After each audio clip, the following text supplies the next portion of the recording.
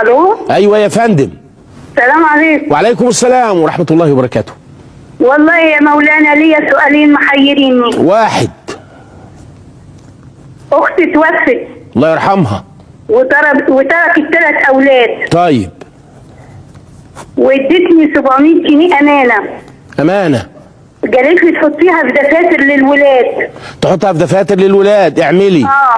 اعملي. يعني لا شوف سيادتك، انا صرفت الفلوس دي على الطفل اللي كانت سايباه. على ايه؟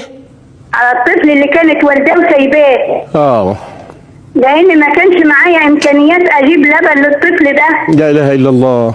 لا اله الا الله. بعد ما ربنا وسعها عليا اعطيت ابوه 45,000 جنيه. 45,000؟ بتوع ايه؟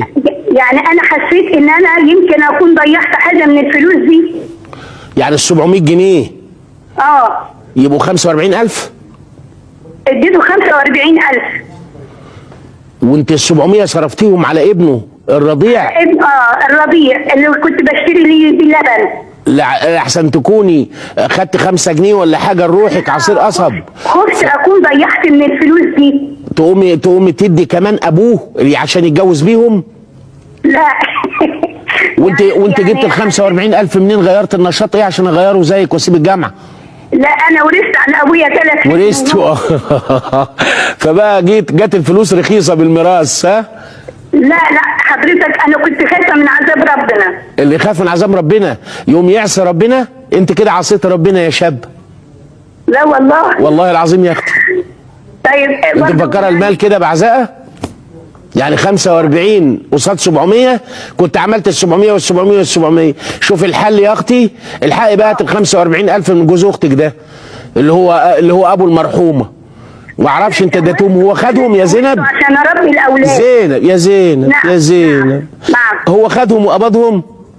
خدهم. وانت قلت له ايه وانت بتديهم له؟ قلت له يعني ده تعويض. تعويض عن ايه؟ عن ال 700 جنيه. وهو ما هرش وقال الحمد لله على المجانين؟ لا ما قالش كده. قالها في نفسه. قال لا تتجنن كمان شويه وتقول ده انا خدت كمان 15 جنيه خد قصادهم 50,000. ايه يا اخواتي الهندي اللي انا بسمعه ده يا اخواتي؟ لا يا زينب عليك ال 700. يا مولانا عليك ال 700. اولا عليك ال 700 الامانه زي ما قالت اختك كان لازم تنفذي.